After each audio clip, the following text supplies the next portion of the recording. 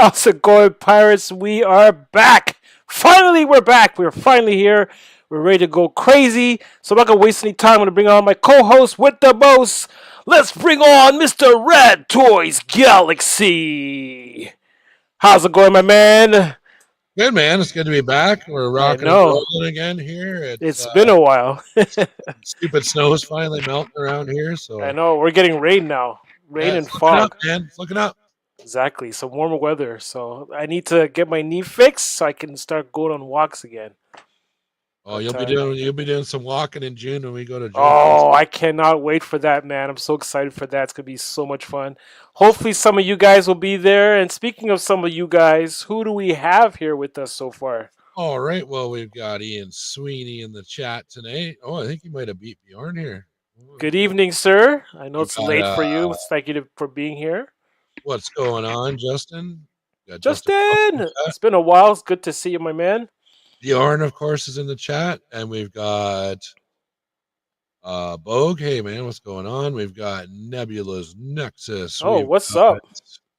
Chris Sizemore is in the chat. What's going Oh, on? awesome. He's going to be on next week, so y'all better show up for that. You actually probably saw him on Sunday on Into the Toy Box with Outer Multiverse and Beta Ray Bob. But we're going to be following up with our own version of that segment of talking about That his was awesome so customs. many figures, man. Like Oh, he's got way more. We yeah, haven't even really touched the surface just yet, crazy, so dude. it's going to But be awesome. yeah, we got Adrian, Devastation Station. What's going What's on, up, brother? man? Good to see you. Better Ray Bob. So yeah, you can check out his and Brian's show Sunday nights, and I believe they're starting at what 7:30 Eastern right now. 7. They started. I think they Seven. started 7. Yeah, Yeah, I know they've bounced around a little bit here and there with their time, but it's seven but I is the think now it's 7 is their fixed time. And yeah. go check out the last episode. You'll see awesome custom by Christopher Sizemore. Oh man, awesome Oh stuff. yeah, it was awesome. We've got Joel Starboy Stations here. What's going What's on? up, man? I got a little Oh, treat for you guys Tim- with him. Timbo Toys. What's going What's on, up, bro? man? It's been a while. Oh, there's Bob's other half. There We we got go. Brian in the chat. What's going on, man? I guess their ears must Uh, have been burning. yeah, we have our good world building friend Fat Red Foo in the chat. What's up, man? And oh, we've got Jerry 904. So yeah, if, Hey, good to see you. a couple weeks ago, you can go back and check out WMC. I think it was episode 76. Yeah, that was an awesome episode. And that same week, she was also a winner on our Yes.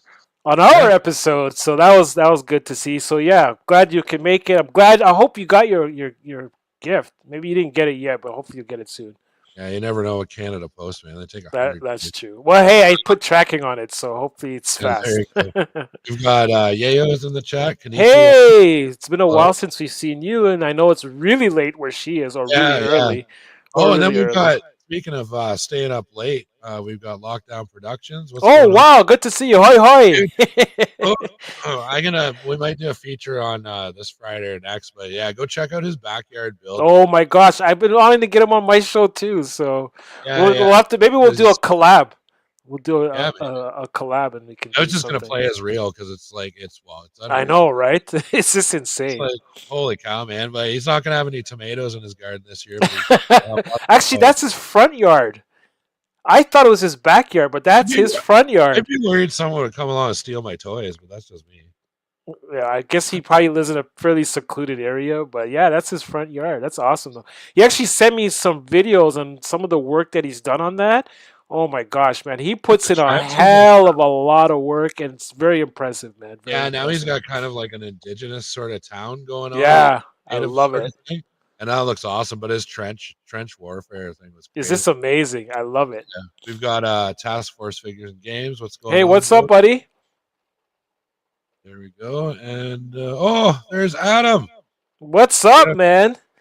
He's gonna be on soon too, so I'm excited for that as well because he's got so many awesome ideas with like Greeblies and things like that. So I can't wait for him to be on the show. So yeah, we have some pretty awesome guests going to be coming on. And speaking of awesome guests, we have one today. Some of you guys in the community already know this guy. He's very talented. He does a lot of awesome stuff. So let's actually jump to Lightspeed and let's go bring him in.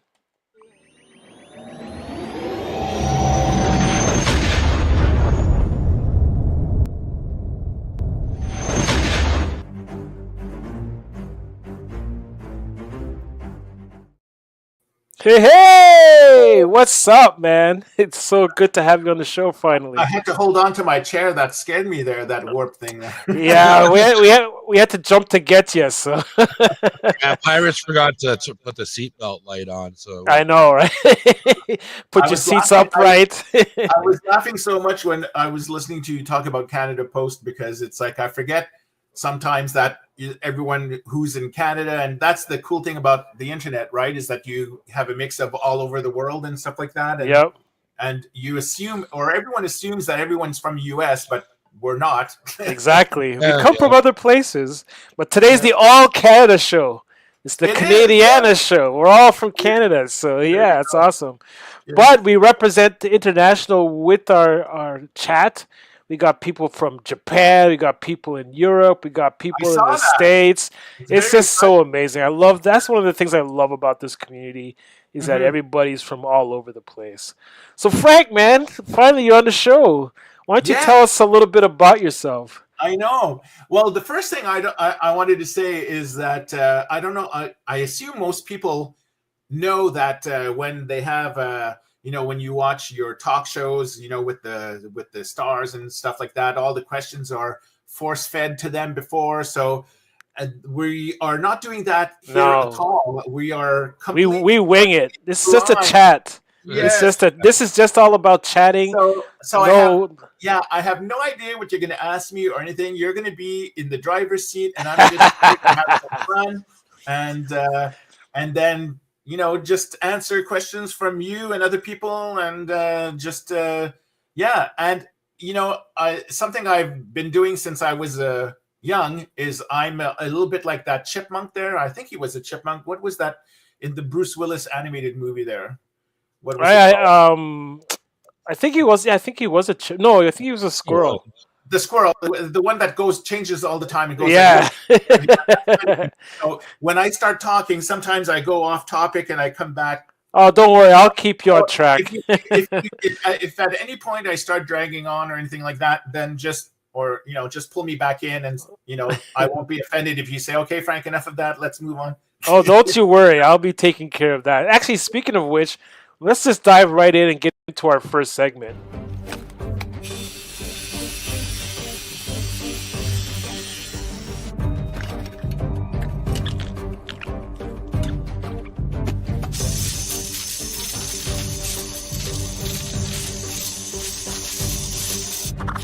No, bigger.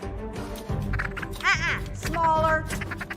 No, it's the one with a hole on the end that curves this way. I think I saw it once before over there with that pile near the circulators. There you go. I always knew you were the smart one. Oh yeah, so this is the what are you working on segment. So this is where we talk about all the different projects either we're working on currently or we have upcoming. So I'll get things rolling because we have so much stuff today to go over that I kind of wanted to dive right in right away. So that's kind Okay. of why I jumped right into things. So I'll start us off. I'll give you an idea of what we're all about in this segment here. I'll show off your slides in a little bit, Frank. But first, we'll start off with mine. So these are some of the things that I'm working on currently. So some of you guys who follow me on Instagram would have seen me recently put up my Ithorian that I made up. So this is a combination of an old Star Wars Ithorian hammerhead. Now the reason why I decided to go and use this one is because I know they're coming out with one in TVC. So I decided, hey, let me cut up the one that I have now because he's only 5 POA and I hate 5 POA and give him some real articulation. And so I made this badass guy. I really like that. It's a cool design. It's really neat. Thank you. It's a combination of a Joy Toy action figure and an old school Star Wars figure. Now it's not finished yet because, as you can see, if you look at his ankles and his wrists, you can see the ball joints. So I kind of want to cover those up. So I'm going to be doing some sculpting to hide those, and that's going to be the finishing touches. And I'm still not sure if I want to paint him or not. I kind of like this color scheme, so I might keep it He needs like like that. I like that. I like the scheme. Thank you. Can I ask you what you use for sculpting? Do you use Super Sculpey, or is there other materials that have I improved? use I use green stuff. So there's a company called I think it's Army Painter, and the stuff that I use is called green stuff. So it's basically a two-part epoxy where you just mix the green and the blue, or the yellow and the blue, and it turns green. And it's Okay.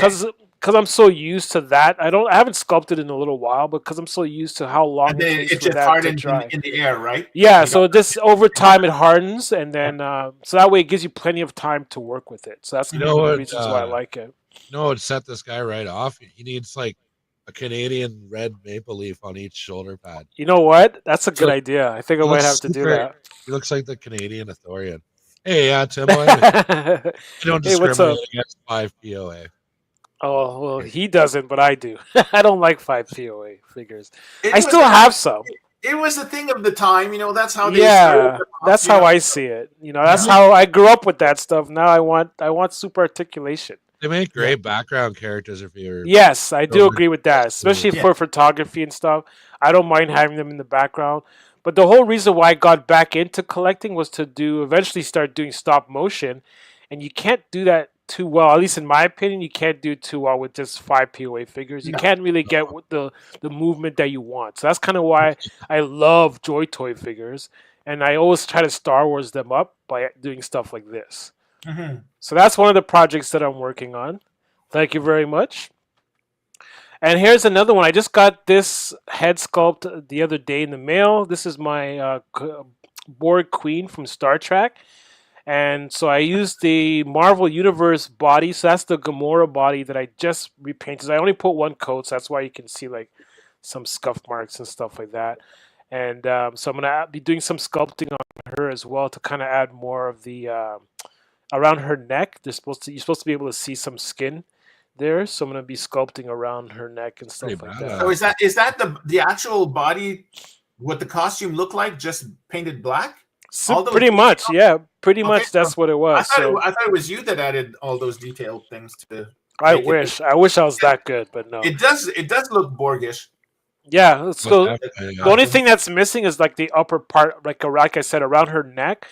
It's basically her upper torso slides into that body. So I need to make that part at the top around her neck where it looks like it actually connects to that body part. Mhm. So that's where the sculpting is going to come in. Adam, this is exactly what I was thinking. So he said Rad will name him Captain Syrup, talking about the last guy. Captain Syrup? That's not a bad name. We should save Captain Syrup for our GI Jock. No, he's he can by night he's like exotic dancer, and he call him Maple Mike. I like that, Maple Mike instead of Maple Magic Mike. I like it. Major Maple, yeah. So this is the other thing that I'm working on, and then also I just recently started working on my space station. Finally, after 2 years of contemplating what I was going to do, I finally started to do some just like very simple stuff. I don't know if you can notice in the background underneath that styrofoam thing. If you look at the walls, do they look familiar, Frank? It's Star Trek. No, those are your walls, man. Are they? They look like Next Generation. No, those are your walls. Okay. Well, it's actually because those are actually pretty tall. I mean, you can see it. Yeah, it's really dark. Okay, that's from the core. Okay. Yeah. So there's no lights yet. So underneath there's going to be lighting there. Those are old school Nyum Nyum decals. Yeah, I was about to say. But yeah, I really love that. I love the aesthetic of those. That's it kind of ties into what the look that I'm going for this. Did you buy the ship in secondhand, or did you go to Sears to get it in the 90s? No. I wish. I got this secondhand, and I got it for $60. So I got a great deal. Originally at the store. Yeah, I got a great deal on it. Usually, I see them going for like $1.20. So what? Yeah. Oh wow! I didn't know they went for that much. I got it for $60. I paid $80 for mine. I think. I was surprised I got this for $60, and it came with the R2 unit, and the chair wasn't missing. So everything, all the parts were there, and the R2 unit. So I was quite impressed. Was the escape pod there too? Yeah, the escape pod. I was actually going to use the escape pod for a custom, but then I decided nah. That's the front part, no? The part that opens up. There's that yellow ship underneath. Yeah. Ian has a good point here. I think this is true for like all of the vehicles that they're never going to make again. I think you're just going to see them climb. Yeah, that's probably true. And I still have all the parts, so if I ever decide to sell it, which I doubt. Yeah. I can still I get don't a have pretty mine penny. anymore. I brought it to in 2010. I brought it to Celebration Return to Tatooine booth, and I placed it there on Tatooine and left it there and gave it away to a kid Wow, thing. Where you're so generous, man. it's so big. Like, what do you do with it anyway? I love the ships, but the ships are hard to place. You know, like That's why I'm building a whole spaceport for Yeah. my ship. So Yeah, and it's weird how it's through all the new Naboo ships were like so far away from the Star Wars aesthetic to begin with. Like, yeah, Mhm. I love it though. Obviously, this was based on the SR-71, right? So yeah, very cool ship. And then here's my ticket booth that I started working on. It's still not even close to being done, but I just wanted to give you guys an idea. I had to redo it because I had one before and I painted it. Then I lost my balance and fell. That was the time I fell, and I fell right on top of it and crushed it. So I had to make a new one. So I made this new one, and I got those little digital name tags, and I just put it on the front there, which says tickets. So it actually scrolls. It's actually what's behind me right now. And it scrolls across, says tickets. Says ticks, man. Everyone that goes there is going to get Lyme disease. Or something. It says it actually scrolls across. It really makes me smile, this picture, because one of the things that was cool at the conventions is that we always change themes so they wouldn't be boring to all the different people. Right. But not everyone, a lot of people followed the instructions of what they're supposed to do, but I'd say like maybe 1/10 of the people would put what we called like Easter eggs, where they'd put their own little inventions in it. You'd have you'd be looking around, and then all of a sudden you'd spot this ticket booth thing there, and you'd say like, what's this thing? One time I remember in Hoth, we had someone took a wampa, and then they built the cave, but then they painted the wampa blue. And then they cookies, so it was Cookie Monster Wampa. Nice. So like all these different things that that people use their imagination to sort of like make it different. Like that's what makes it fun, right? That's what makes the community awesome. Yes, and we never were about like you have to follow the rules ABC or we're going to like yell at you or anything like that. It was just being able to interact with the people and. And that's what's fun about diorama making and everything like that. And even when you do follow instructions or whatever, it's like not everyone's going to build exactly the same way or the same thing. So everyone's a little different, and that's what makes the hobby. Because everyone brings their own perspective to things. Mm-hmm. And then I have this guy. So this is Hal. Now, the one on the left, that's HAL 1.0. So HAL was originally, if you guys follow me on Instagram, I have a whole lore of my avatar and his robot. So his robot was initially just a ship, so an AI software on a ship.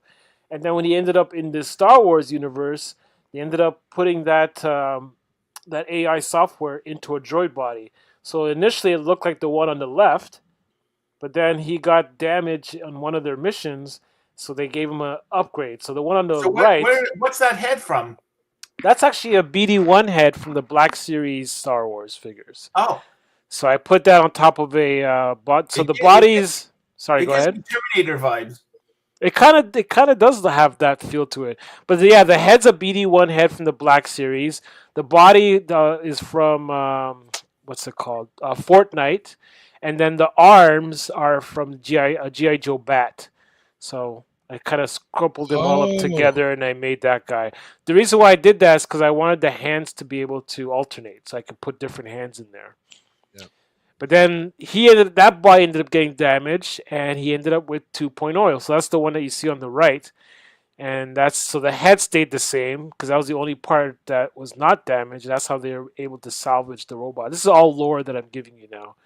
And now this is what he looks like with his armaments added to his body. Wow, so that's really nice. So that's very well done. So he has a cannon on the right arm, and then he has it's kind of like the whistling birds that the Mandalorian has on his armor. That's what he has on his right arm. That's cool, man. That's awesome. And that's it. That's what I've been up to. And now, Red, I leave it to you and your awesome new projects that you have going. My delving and so now I do like way more Star Wars and G.I. Joe stuff, but this is my I I guess my walk into the apocalyptic world. I've always been a huge fan of like Fallout and you know, That's all those awesome. kind of like anything post Book of Eli is like probably one of my favorite movies of all Yeah, I time. love that movie. Awesome movie. But yeah, so yeah, this is shots from like kind of inside the bunker, and that's big robot dude, and he hangs out with that girl, like that's they're like partners. And then Oh, yeah, okay. and then I've just like 3D printed like you know all those valves on the back wall and the grates, and then just using that reflective I just earthing love the tape. detail. Have you guys been I'm using trying. printers for a long time now? What's that?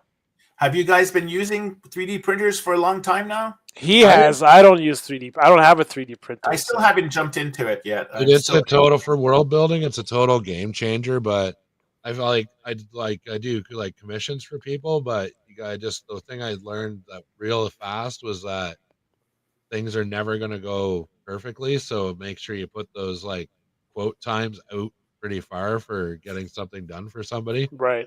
That your own projects in life kind of like you know gets in the way.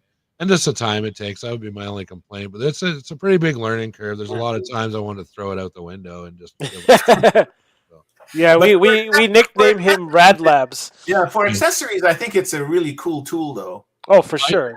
And I'm printing like scaling up the GI Joe vehicles for my classified dioramas.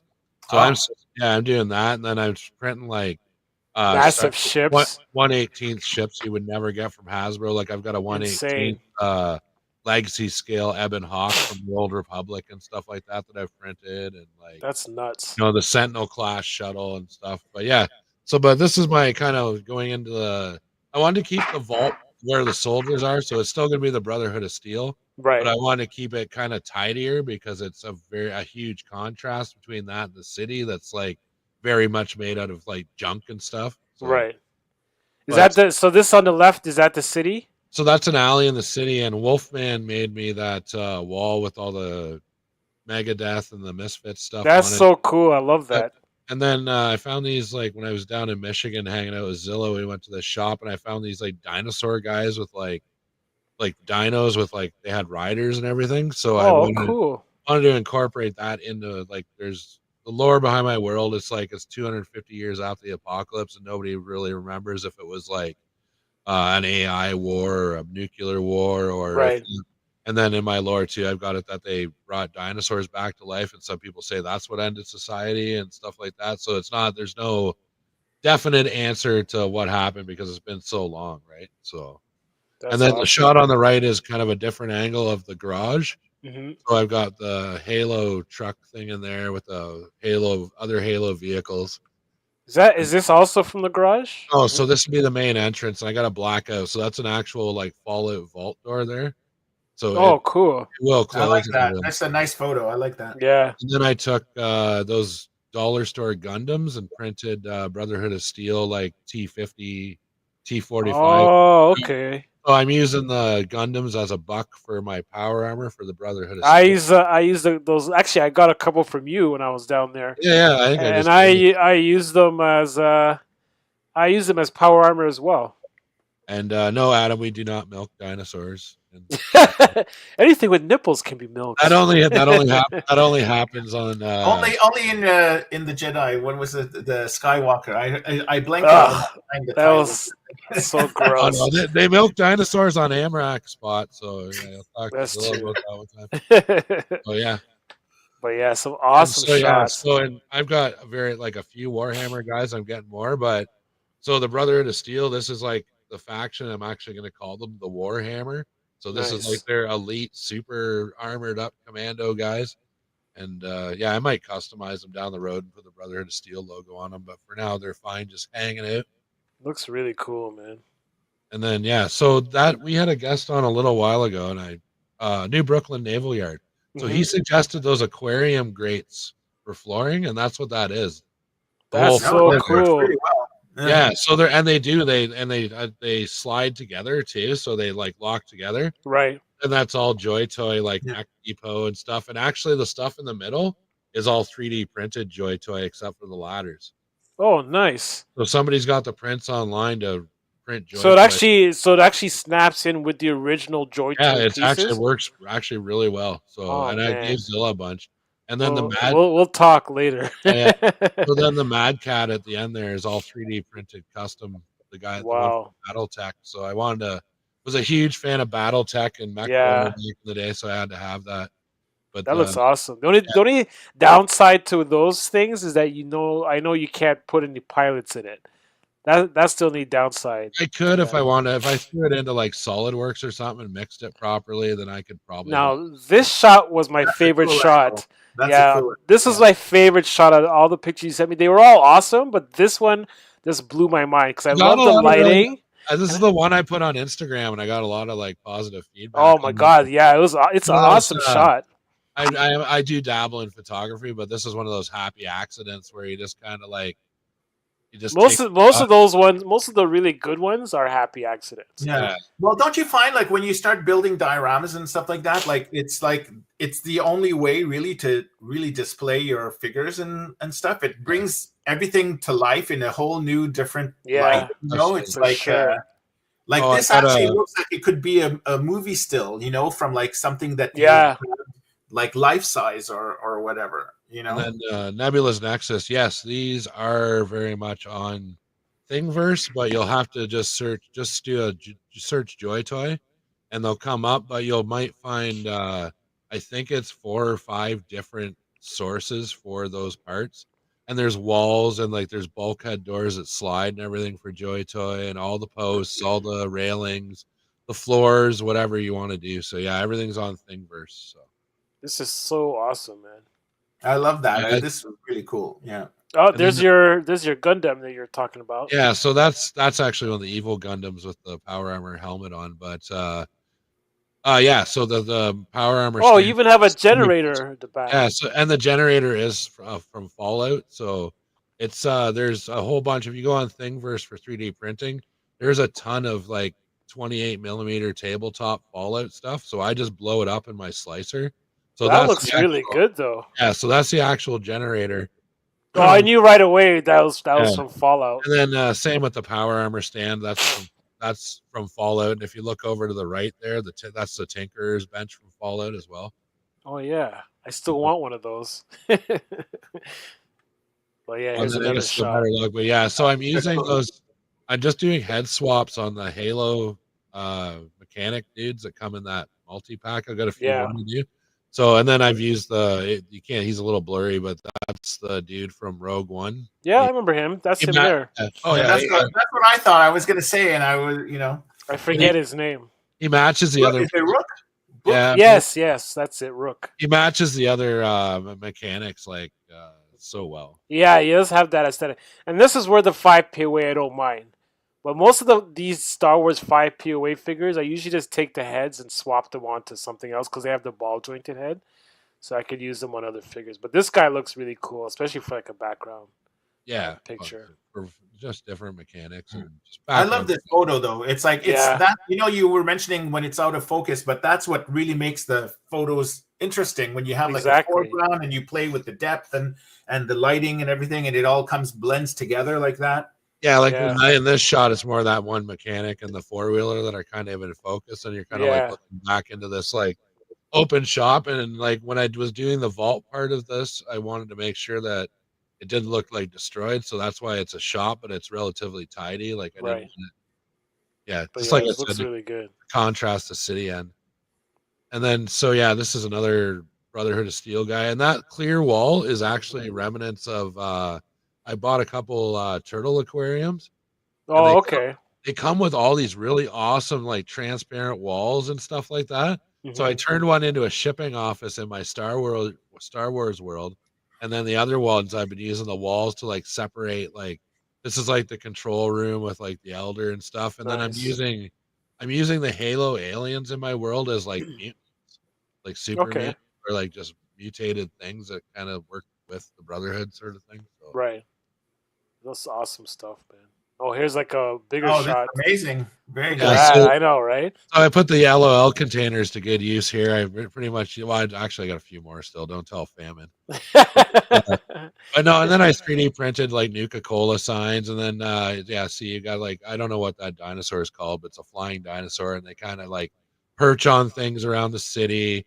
Then I've got Buddy like at his little fish market. And I just made that with popsicle sticks and like Nice. little scraps of wood, and then hung little rubber fish on it. So That's they're all awesome. like they're like sharks and swords. I just love like how there's like so it looks like there's so much activity going on. Yeah. Well, Like that was your the eyes thing. are looking all over the place because you want to see everything. You want to capture everything that's going on because there's so much happening in this shot. It's Well, And the awesome. nice the lighting really helps too. Like Yeah, create exactly. all the depth and everything there. You know. and the nice thing about a build like this is like you can purposely go for that chaos route. So you can be like, I'm gonna put just a platform coming out, and then just put two sticks Right. like, tied together, stuck to the bottom of it, kind of thing. So Hmm. so it is fun building that. But I've taken a lot more time on this build than I've done in a lot of my like previous builds because I'm like a super impatient person by nature. So I just want to get stuff like put together, get all my figures in it, and like start taking photos and stuff like this.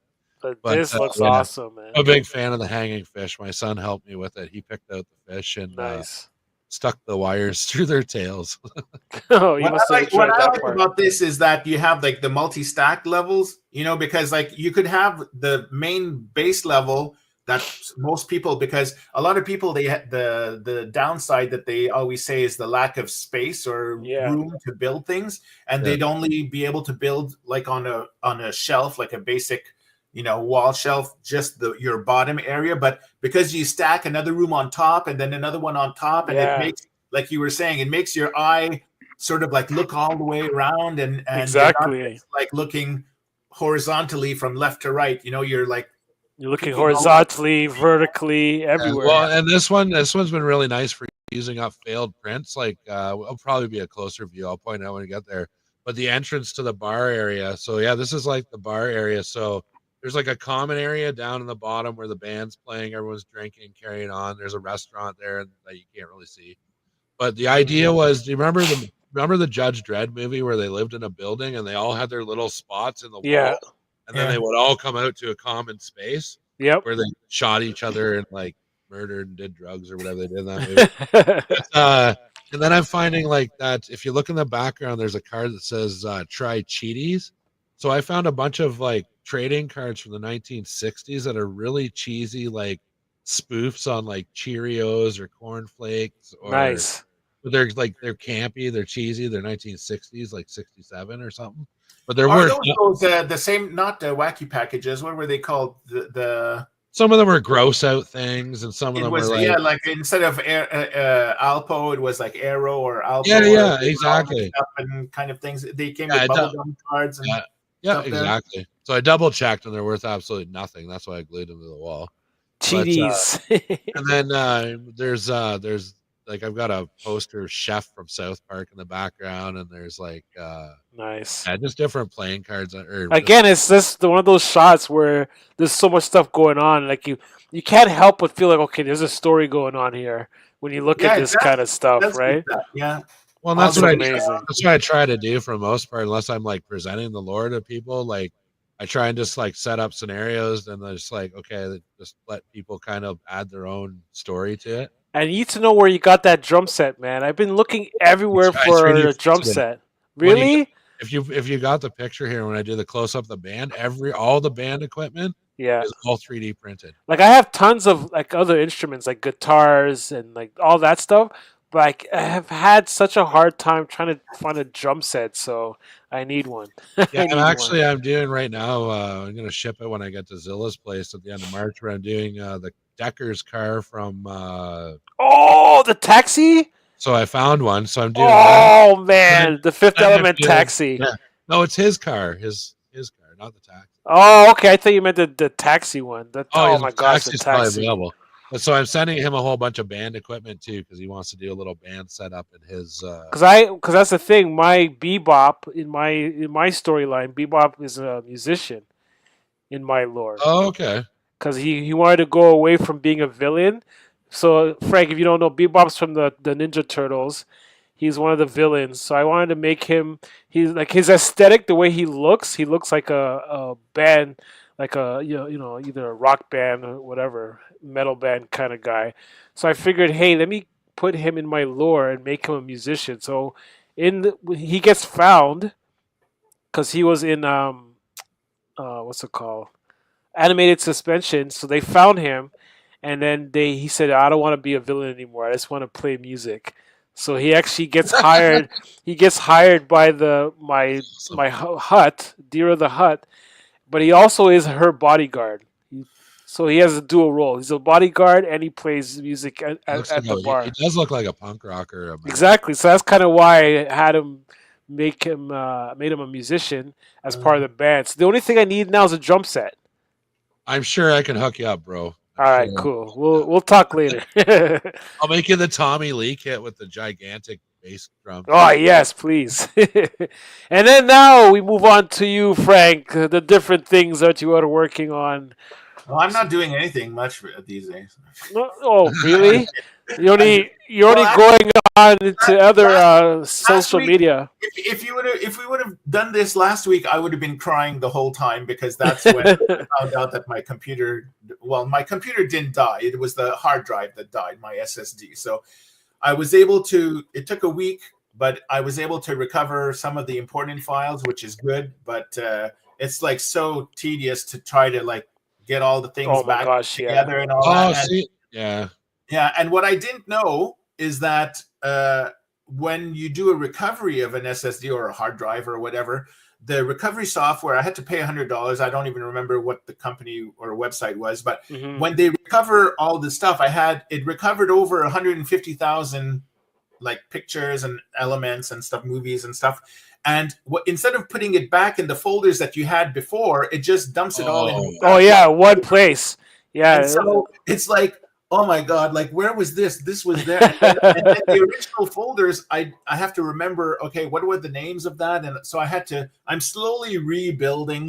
You're lucky though that you're able to get them recovered, because a lot of the times, because that's happened to me once, and when that happened to me, I lost so many files, but then when I tried to recover them, there were so many that were corrupted. So I couldn't even use them. Knock on wood I looked at the most important one that I had over 150 or 170 movie clips that I had filmed with my Sony camera for the tutorial of the closet. I'll show you the closet in a little while.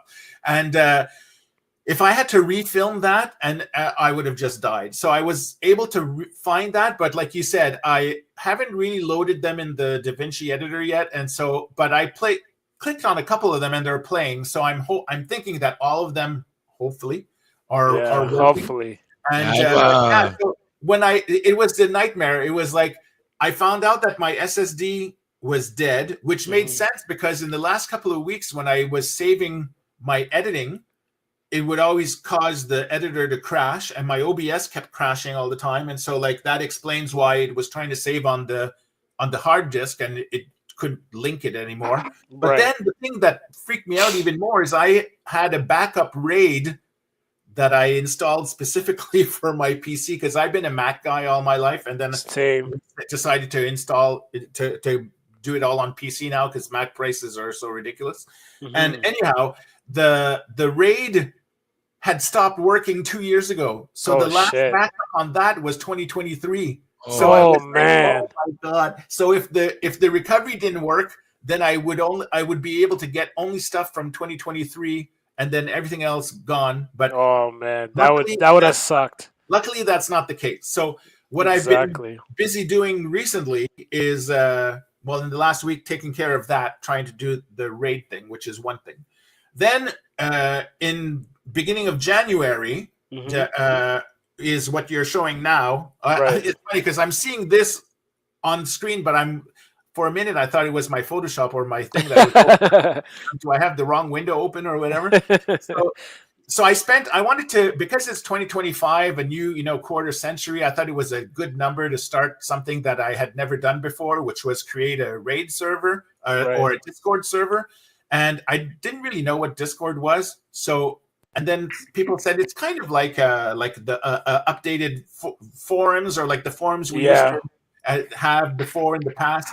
And it's sort of like my website or an extension of the website, but more interactive, where people can come see some of the stuff that I do. But at the same time, I want to try to, hoping that it'll become like a community area where you could put your own photos, you could put your visitor making of photos, and then you're able to do chats like we're doing now with other people. And if I'm not there, you could, be chatting with a fellow diorama maker or something like that, and then have them help you with questions. If you have questions on, I want some painting tips, or I want, to work with LEDs or different things like that. So that's the basic reason that I wanted to create the Discord. Cool. And then there's some little sections in it, including some of the original Yum Yum items and different things that are for Patreon only, that I wanted to do as sort of like a special. You should have kept that Yum Yum name. I love that name. I really love that name of your website, but you changed it now. You made it all official. I was going to keep it, but then the thing is that Yum Yum was so associated with Star Wars, and I wanted to, when I did Diorama Workshop, I wanted to people not to think that it was only about Star Wars. Like if people wanted to put pictures or show things from Batman or cartoons or superhero stuff or horror things like Night of the Living Dead or things like that, then they'd be able to do that as well. But it was, the Yum Yum years were funny. It lasted 10 years that I did that, and that is the reason, like the creation of that original site is what led me to get in contact with Lucasfilm, and that they allowed me to do the conventions for almost 2 decades. Don't worry, we're gonna get into all that. Like I said, folks, we got a big show today, so we're only scratching the surface of what we're going to be talking about today. So the Discord, that's one thing I was working in January, and then in February I was working on redoing the Patreon tiers and everything, and then I was doing what you see. I don't know if you can see in the back over there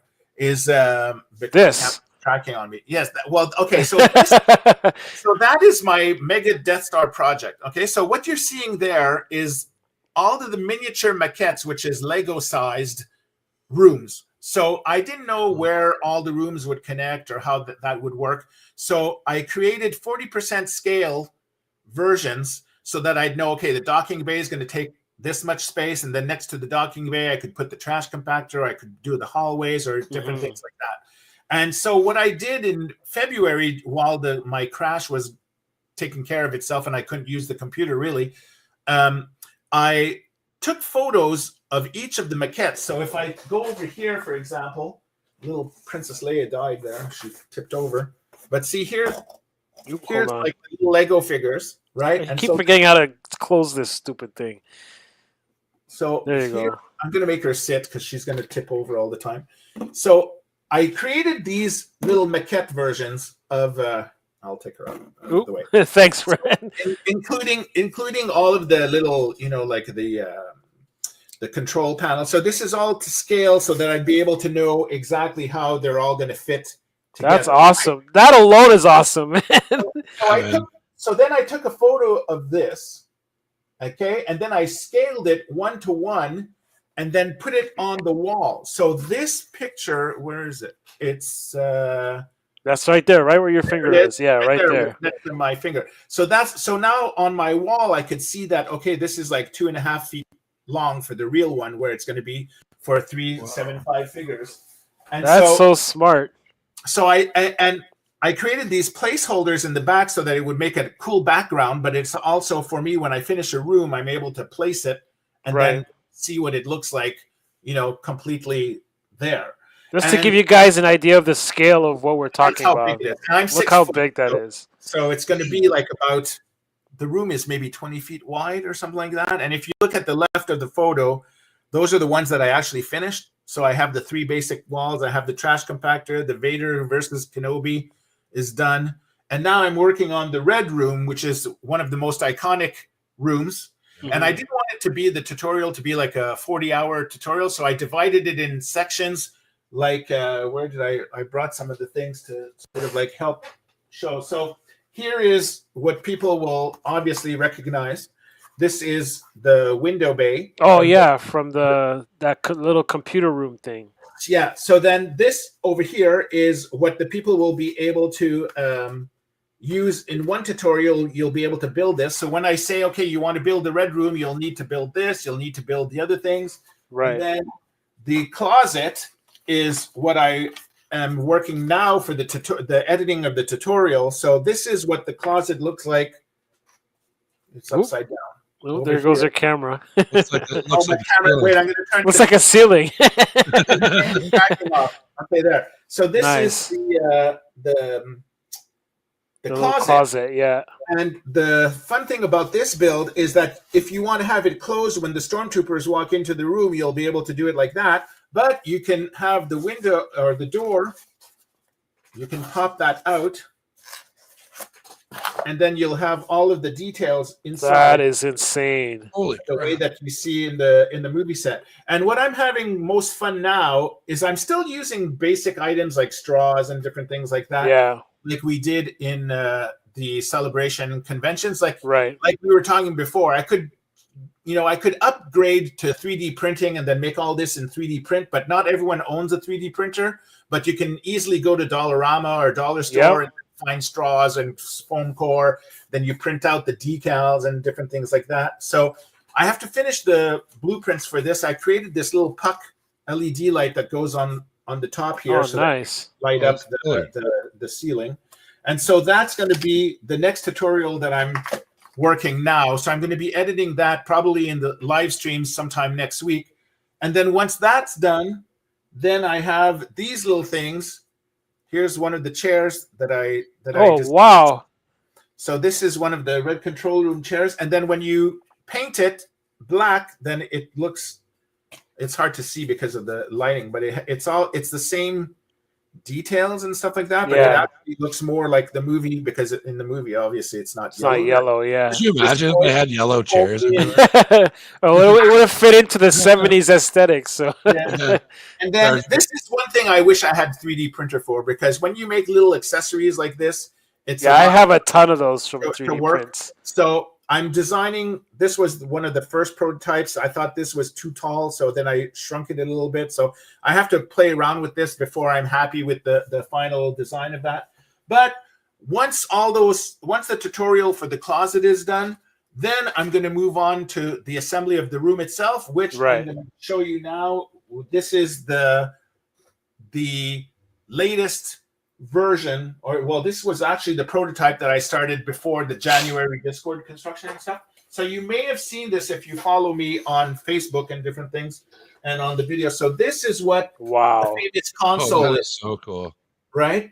So this is all tweaked versions. I had done this room for Celebration 3, which was 2005, but I tweaked it to make it more movie accurate. In the convention, I had only 7 consoles when there's 8 in the film, but because of the way that the angle is like this in the movie, you don't see that there's an 8th one here. You think it's the same as the other one or whatever in the photos. And then I have Darth Revenge, one of my patrons and a huge fan of. He was following me since Nyam Nyam as well.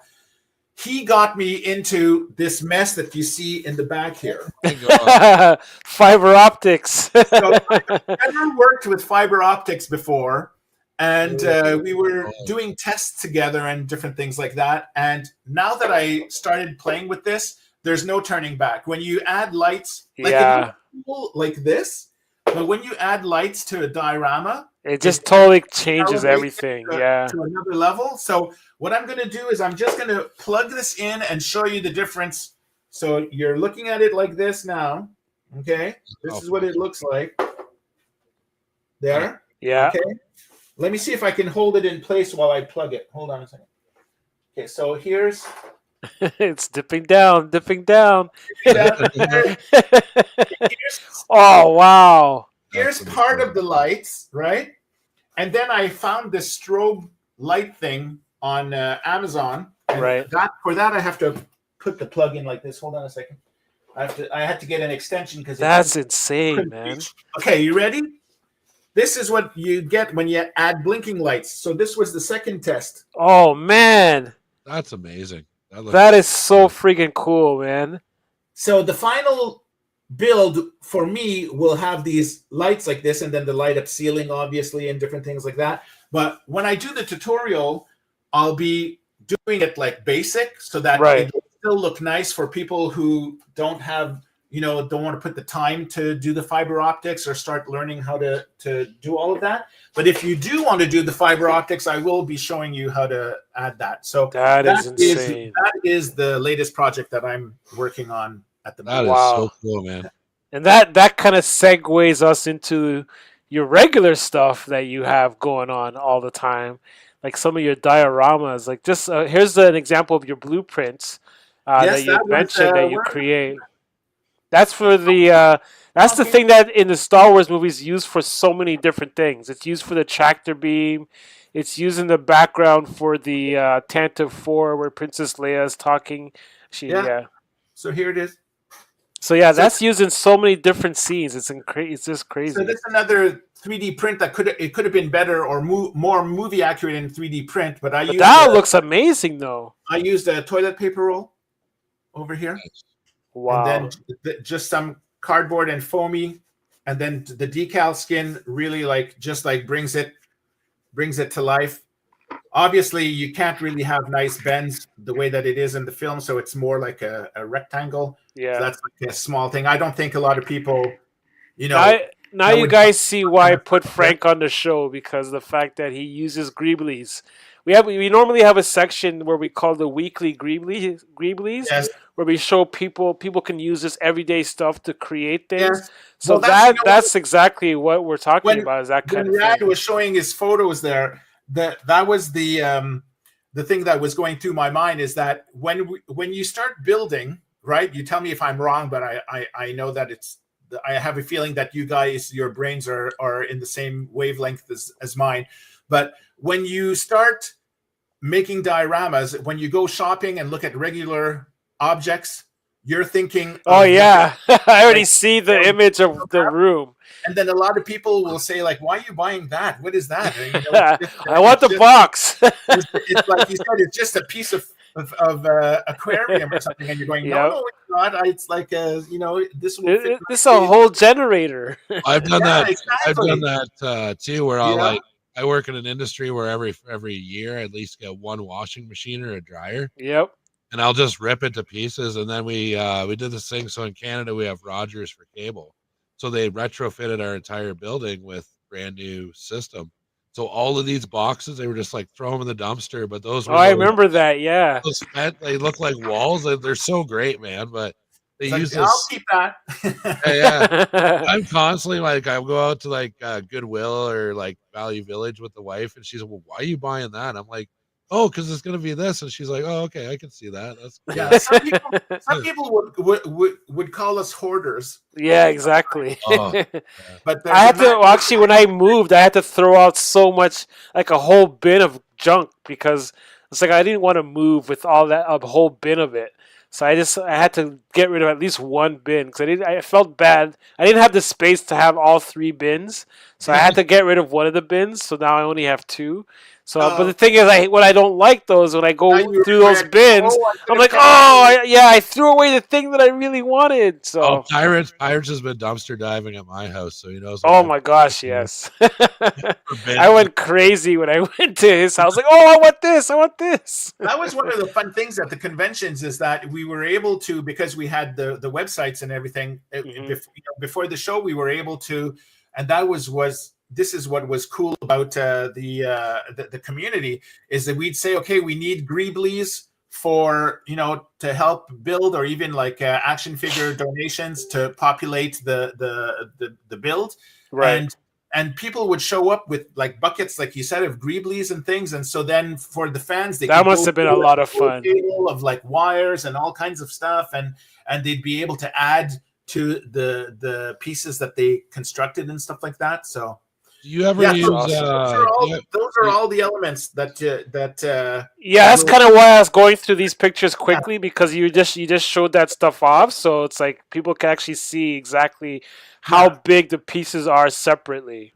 Yeah. You ever use and then we were talking a little bit before. That's my dilemma, is that you see the time that it takes to build all of these little individual things, compared to the conventions, there's no one there to help me. Yeah.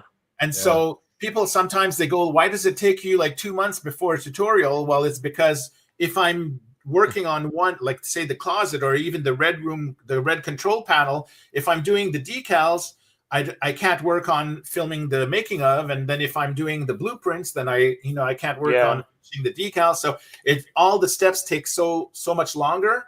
And that's one of the things that the people have started telling me on the live streams, that when they watch me say edit or make a decal or something, they go like, wow, I never realized just how involved it takes of labor and love to actually get the product out. So that it gives them like a new sort of like respect of like how the craft is created kind of thing.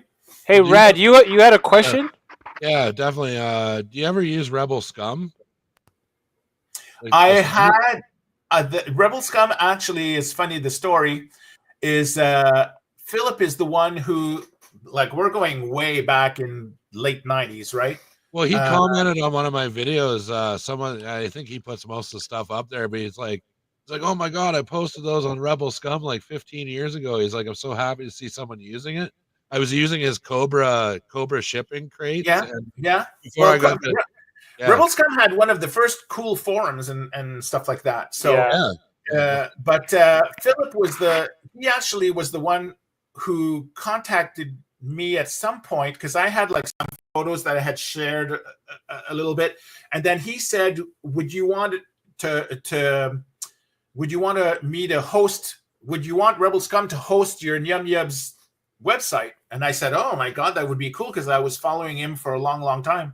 And so he's the one who actually put me in charge. Well, he was doing at the time in the Celebration 2 in 2002, he was the guy in charge of the autograph photos with all the actors. So he already had a connection with Lucasfilm. And then he showed Mary Franklin at Lucasfilm some of my pictures. And then he said, don't you think it would be cool to have someone build dioramas at the convention? And at the time, this is before Disney bought it. Now it's changed. But at the time, before Disney, the conventions were known as by the fans, for the fans. Mm-hmm. And so what I was doing was fitting really into their motto, or whatever, if you want to say.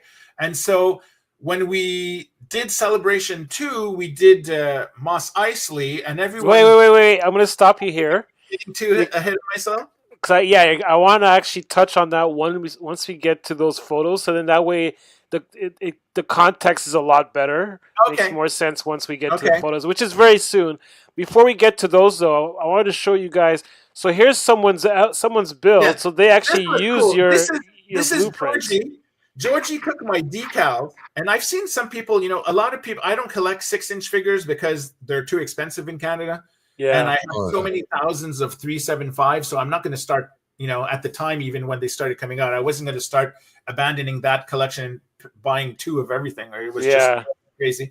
But usually people blow my decals bigger in order to make dioramas for 6-inch figures. But this, Georgie, was the first time that he sent me photos, and it made me smile so much because he shrunk everything. Look at the size of his finger. Oh, wow. That's his finger? Oh, my gosh. I was wondering what that was. So these things are like a centimeter high or something. Like, he shrunk it like so tiny. And the figures are not even action figures. It's not even... Those are those Legion, right? The miniatures? No, not even FFG figures. It's a cardboard. What? It's a printed cardboard, and then he rolls the cardboard tubes to make the legs, and then and it's all like assembled, like not toothpick. Oh, it could have been toothpicks, but that's insane. My eyes were burning just at the thought of trying to scale. Yeah, I didn't think about that. And I thought my decals turned out pretty well for being. I know, for that small and everything like that. So that's another thing that's fun is when I create the decals and the artwork to do the dioramas for my own displays, because I enjoy that, and it's like relieves the stress and all the stuff like that. But it's fun when I see people use the art that I created in their own way. So this was gave me my smile of the day when he had sent me this. It was amazing. That's awesome. That's so Well, crazy. actually, before we get into the celebrations as well, I'm just going through some of your dioramas. So these are some of your older pictures. This is my old. I didn't even have a color printer at that point. If you look at the back, the Death Star walls there, they're just like a gray print. Black and white. But it works though. It works. I guess it does. This is insane. This was the first one from scratch, all foam core and super sculpey for the little pads there. Like, in the back. that is insane. The seat was super sculpey, and this was the first one that I made where I went from regular shelf, just like basic shelf, having fun to display the things, into, okay, now I want to try to make it as close to 100% movie accurate of the set. That's pretty darn close, man. So yeah, and then again, when you look at it in photos, it brings your figures to life. Yeah, for sure. This is before even the original Black Series 3 3/4 figures. You can tell. Yeah. Oh yeah, this is 375 scale. Yeah, I just mean Black Series when it first came out. They were the first one to come out with the highest super articulated Star Wars figures. These are the before that. Before TVC, that's for sure. Yeah. And then this is trash compactor. This was at one of the celebrations, right? Yeah, this was at Celebration 2. Was it 2 or 3?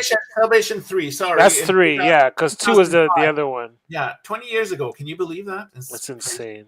I feel so old. And so, yeah, I had done some Death Star rooms and stuff. We wanted to make things that the kids could make, because there's people of all ages. There's adults, obviously, who like to come, but a lot of, what was funny, because when I did the first test, like we were talking about Philip at Rebel Scum and all that, when we did the first convention, it was like a test. Like, I had no idea when I went there that I'd be doing it for 2 decades. I thought it was a one-time. I know. I can't believe how long you went through those. And it was awesome. really, and because it was, the first one was in Indianapolis. I was living in Montreal at the time, so it was like maybe a 15-hour drive or something. So I was able to rent a U-Haul and then put all of my materials and all the stuff. And because I was driving, I was able to put some of my dioramas, like you showed the Vader versus different things before. I was able to put some of my dioramas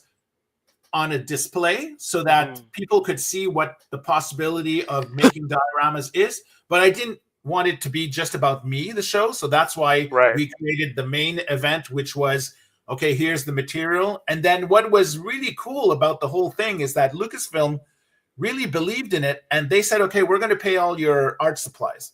What? And so that was really amazing. And so people would come in and they'd say, how much does it cost to participate? And we go, it's free. You don't pay anything. Well, what about, the foam core, the supplies? No, it's free. You just come in, you sit down. And what the people loved about it, this was one of the early ones too, and the Gungan battle. I think I saw in one of the comments before, someone said that my Gungan battle was one of their favorite dioramas I had made at the time. Which is right here. Yeah. Now, what I liked about these two is that this is a combination of, so for those who may not notice, I know the quality is not the greatest, but what's awesome is that you used to do these side-by-sides, which is one of the things that I loved about these shots, is that you did your diorama on one side and then the actual footage from the movie on the other side. Yeah. And then you tried to match it. So this actually, I know because the quality isn't the greatest, but it actually looks like it could have been from the movie because it just looks that detailed. Yeah, well, Hasbro, if you think of it, we were joking about the 5-point articulation, but Hasbro did a good job in '99 for the Episode 1 figures. They were the sculpts were really nice, and everything. So like you were really able to play it. Here's another one. This is what kind of sucks is these are taken from Yum Yum era. Yeah. Photos, so I think the highest resolution was like 300 DPI, not 300 360, DPI, like 300 pixels or something. Yeah. It's like this tiny thing that you try to. But still, I just love how that looks. Like just by the side by side, it looks like it could have been from the movie. Yeah, like the level of detail for your diorama. That background was a lot of fun. That's like awesome. Here's another one. Yeah, where Leia's being Tarkin. We see Tarkin in color, and then that awful. I look at it and it makes me cringe.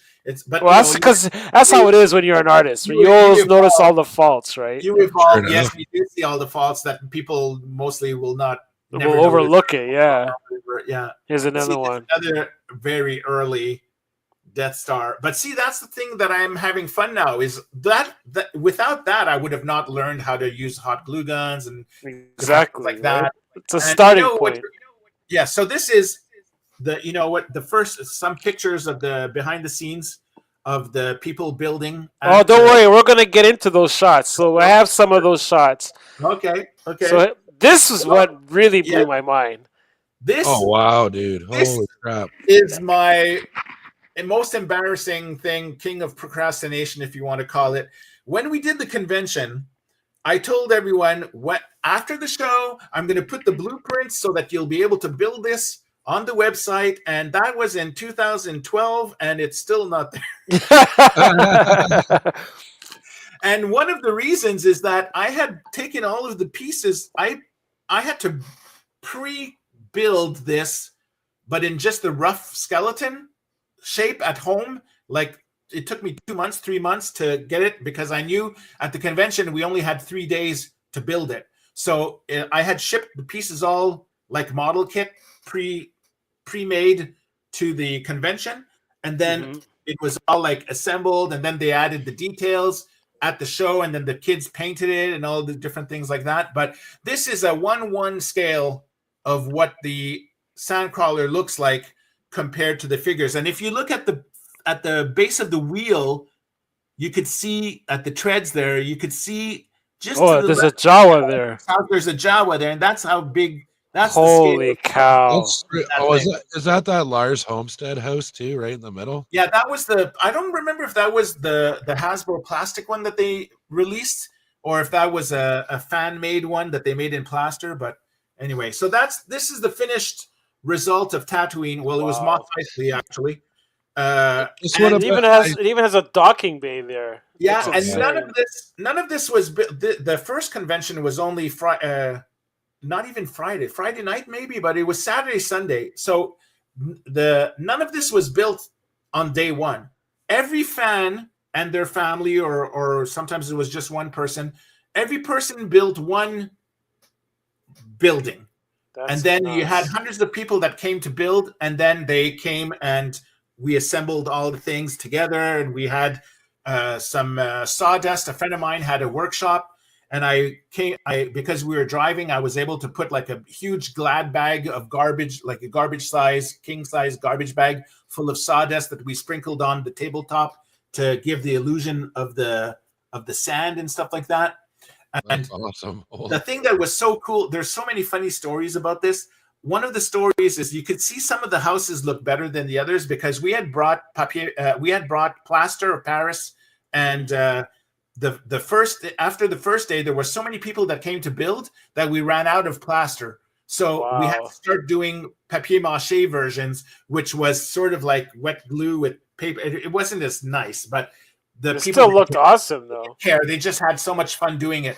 However, being the first convention and sort of like an experiment we were in sort of like what would be, you could say, was like a double wedding hall, kind of like two halls with a separator screen that they opened to give us like a larger room. Right. And when they hung the picture or the poster, Rebel Scum had made a banner for me saying, Diorama Builders or whatever.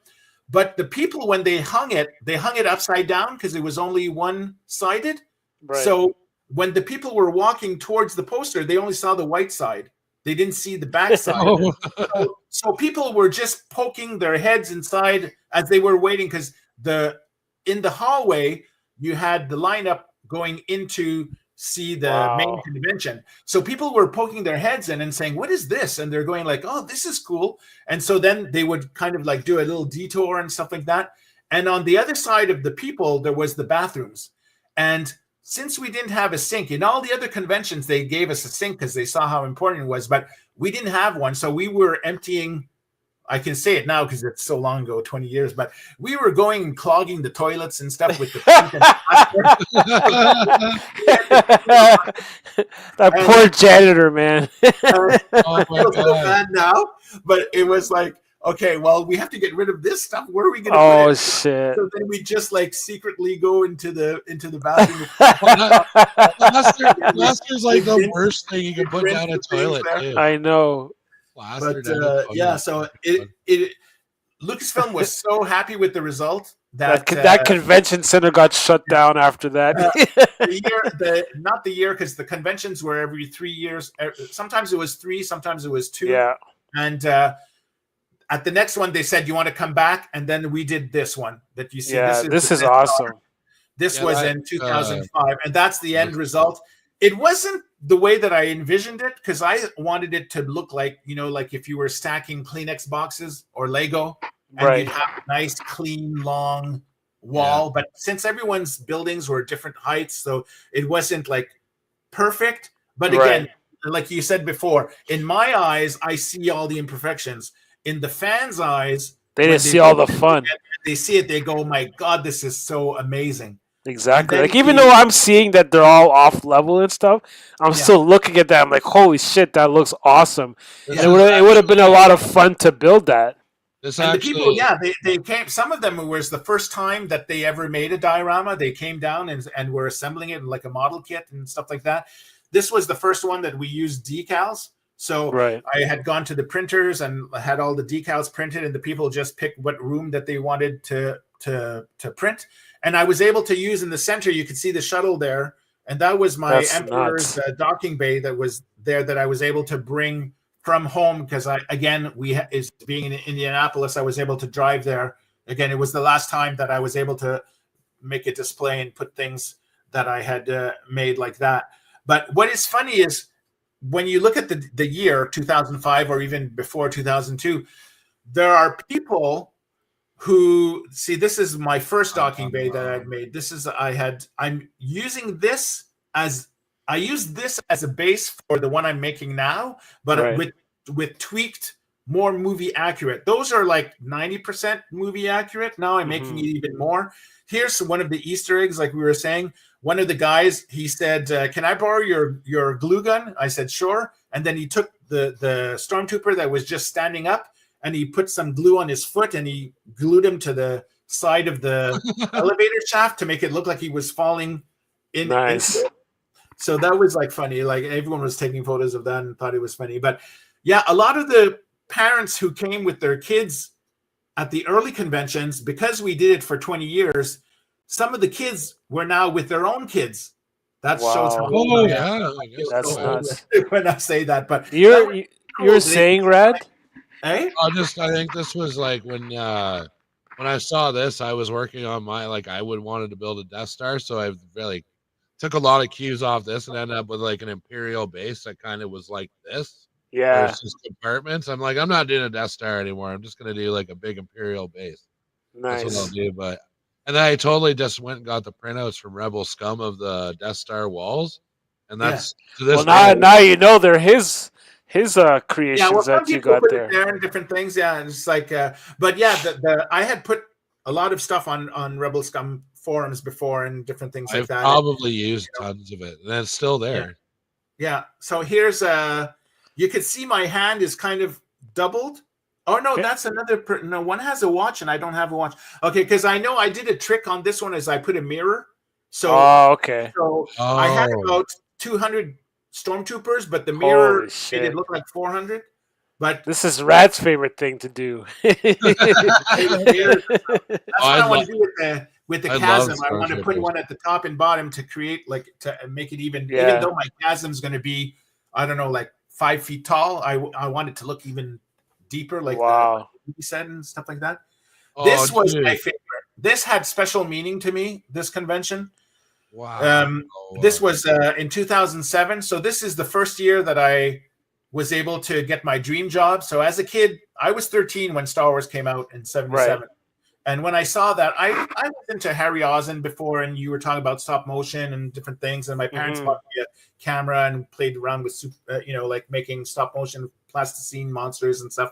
But when I saw Star Wars, and like we were lucky enough that, you know, after each year of that, ILM was really the place, you know, in Hollywood at the Oh time. yeah. All the movies after it, you know, Alien, Blade Runner, Roger Oh. Rabbit, like just our whole childhood is almost like every movie that they worked on was in that. So my dream was always to go work there.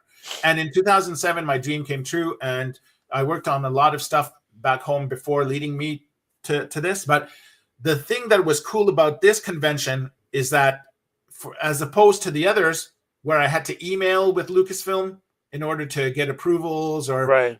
test prototypes and all these things, because there's a lot of, even though they give me pretty much, they were open with carte blanche, you know, to say like, do what you want, you still have some approval things and you have to go through and whatnot. And so this being, having Mary's office on the third floor of where my was, I just take the elevator, bring her the actual prototype, say this is what the trees are going to look like, this is what this is going to look like, and it was like so much fun to be able That's to. crazy, man. You actually worked there. Nuts. And when I was doing this design with John, he's sitting at the controls of the little train. We had a little train where we put the speeder bikes going around. Wow.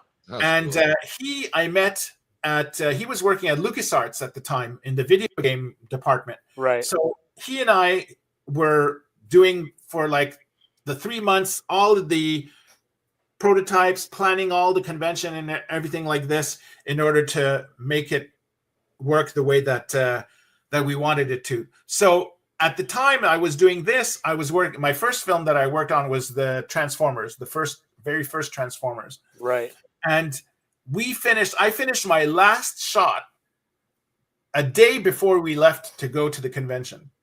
Oh, and wow. I was telling the people, I have to go. I can't stay. Like there was still about maybe 50 shots left to do, because I was working in compositing, which is the last step in the production. Right. And so like all, you know, like if you're the date of the movie doesn't change, right? So like if the director, like say that it was Transformers, it could be Jurassic Park, whatever. So say that they didn't like the way Bumblebee was animated, and they'd tell the animator, okay, change it, make him roll this way instead of running or whatever. And then I have to wait now for the animator to redo his thing, and then take what he put it on top of the footage of that they filmed on set. And then, so I'm always waiting, and it's the last thing. Right. What I do is what you see on screen, basically. Nice. So working there, could you like just call somebody up and be like, "Yo, I need like 300 Ewoks"? I wish. Well, the thing that's happened was for this one, actually. Yeah. Well, actually, yes. I thought it was for Hawk, but you're actually right. In for the Ewoks, because I was the Steve Sansweet from Rancho Obi-Wan. Oh yeah. His office was next to Mary's oh office. My gosh, this guy's like had connections, man. So I was able to go see them and talk to them on a daily basis. It was wild. You know, it was there was at one point I was crying. Like I said, I couldn't believe that I was working there. And so Steve put me in connection with Daryl Dupree, or I don't know if it's spelled DePriest, but I think it's pronounced Dupree. And right. He was the head of Star Wars at the time. Now he's the head of G.I. Joe, or I don't even know if he's still at Hasbro now, but he was the head of that. And we got in touch, and then he contacted Hasbro China, and he sent us cases of Imperial Stormtroopers and Biker Scouts, but not carded, in like baggies. So I don't care. Straight from the manufacturer, right? We had like cases of like 250 Stormtroopers. We opened the box and we're like, you know, God, and then I would have wet my pants. That's all Rebel troopers and all these things. So that's what, you know, we had fan donations, but that's what populates the diorama, right? If not, it's like a Barbie house with no Barbie. It just it looks nice, but it doesn't bring it to life, you know. So Hasbro did step in for it with the Ewoks. Actually, was another guy. Oh my God, I'm gonna. You're saying Red? Oh, just about like it kind of that makes a lot of sense. I'm coming from China and bags, because That's how we get them now, right? Well, no, there's a lot of eBay sellers that I wonder if they don't work at the factory or something, because you can buy the figures and there's sometimes faults to them, but essentially they look like TVC figures just without the packaging. And the Yeah. guy will be selling like, I know there's a lot of knockoff stormtroopers, but you can get like different colors of the clones, and they seem to be TVC figures. I don't know. Wow. Yeah. And that's probably where they're from. One little sucky story there that happened here, and it just shows you, you can't, that's what happens with people. But you see, if you go back to the Endor port, see how many tables it took the width to do it. So when Hasbro gave us the figures, we had no place to put it, so we put them under the table in the center. So in order to get to the box, you had to crawl, I don't know, 75 feet or something. And there was, I don't know if it was a kid or an adult or whatever, but someone did crawl and steal a box. Wow. So that was... It was me! That was kind of shitty a little bit. But that's anyway. awesome. And here's the Hoth build. Yeah. So this is Celebration 5, right? 5. Yeah. Yeah. So the Ewoks was the most special to me because, one, it was cool. It was the biggest space that they gave us. We were in a hangar. It looked like a plane hangar. And and because of my experience of being directly with ILM, working at Lucasfilm, this one is special to my heart because this convention was the one that me and my team had the most fun at. We laughed so much after each show. We spent it drinking daiquiris in the hotel pool. Lucasfilm reserved our hotel room in the same hotel. I was going to ask you that.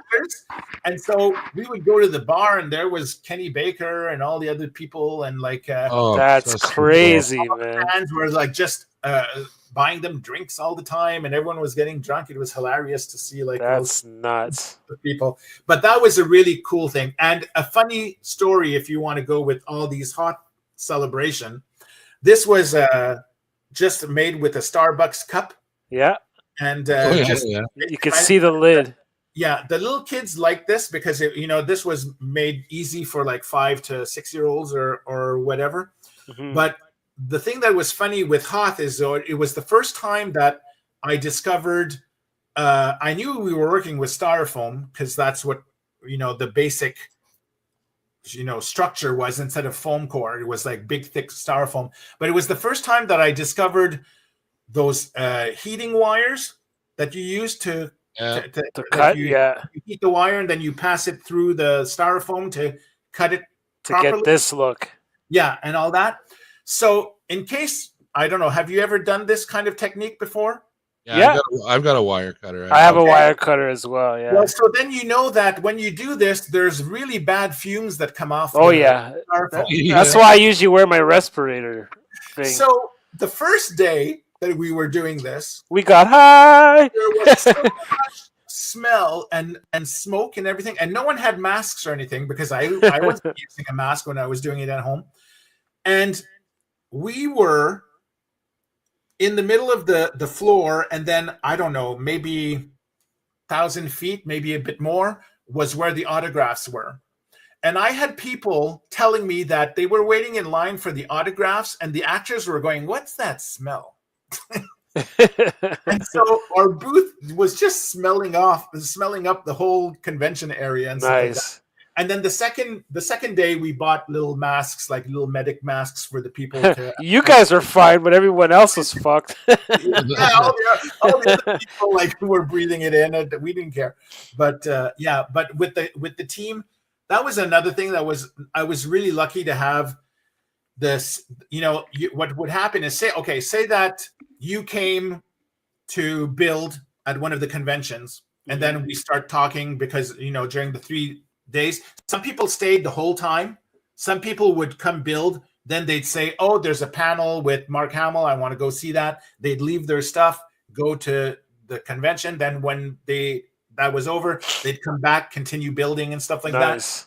So what happened is that, say that we would be seeing each other the whole 3 days. We get to know each other, And then you would say, well, I build dioramas at home too. Are you coming back next convention? Can I be part of your team? And so that grew where we became like a core of like 6-7 people, where every convention I had the same group. I remember that would come with me all the time. So yeah, so this was like a lot of fun doing this. The trenches was so easy. We split the tables, we separated the tables with a gap, and then we made kind of like a U shape for the trenches to fall under the table base, and that's how we were able to create the trenches within the surface of that's insane. So vast. I know. Look how huge that is. Oh, that was like I think we were at 100 feet long. Holy shit! Or something like this, and all the figures were donated by Hasbro. From China again, that they had given those to us. Are those actual Star Wars full-size AT-ATs back there? Yes. Oh my gosh. We had about 7 or 8 of them that people had given to brought them to us as donations. Wow. For the build. Because I remember after the celebrations, you would give those toys away. You were giving them away as charity. Because I wouldn't bring anything back with me, except that if, say, there was a box of hot glue sticks left over, then I would stick it in my luggage and then use that when I'd come home. But I never said like, oh, here's a figure I don't have, or different things. And so that would have been me. It's like, oh, I don't have this guy. I'm taking this home. every item that the people built, if we had placed a figure next to it, they would take the figure with them. So that was the other thing of the convention, is that on the Sunday teardown, which was at the end, 2 hours before the convention closed, we would break this all down. All the people could come back. We'd have their names written on it, and they'd be able to bring back with them what they built as a souvenir, and bring any figures that were done. And then like the big ships, like you were mentioned, then we'd have like a raffle. All the kids that were there, there'd be like hundreds of kids, and we'd raffle it off, and then the kid would win, and they'd be so happy. And I remember some of those videos when you guys would show that off, where you're showing giving away the toys and stuff like that. It's like how excited some of those kids would get. Those were my favorite. Some of my favorite times. Leading into the next thing, before HasLab was ever a thing, you did this.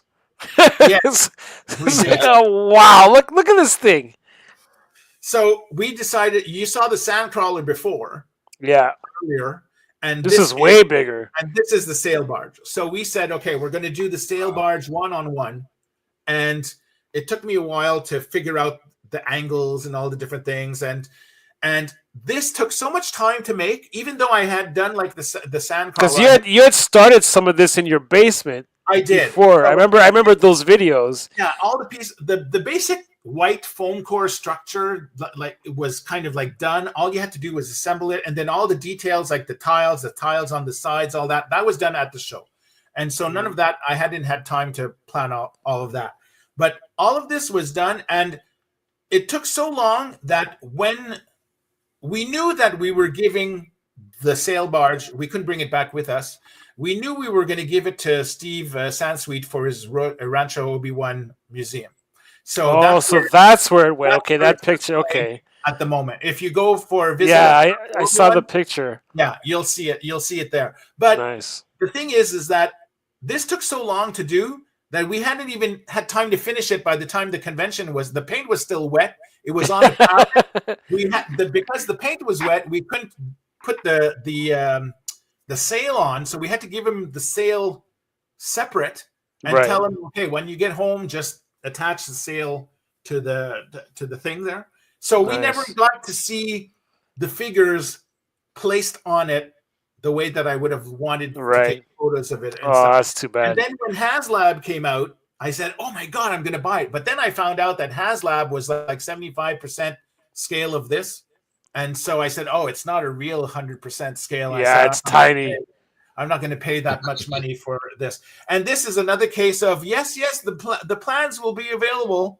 and procrastination. It's to like, this date, we're still waiting. It's still not. Yeah. Well, actually, printing a scan of the HasLab right now. That's crazy. I can't believe they he's have gonna. a stand of that. Okay. Yeah, Well, so well, with the price of the resin filaments Look and at stuff, this. would it cost you more to no, print it?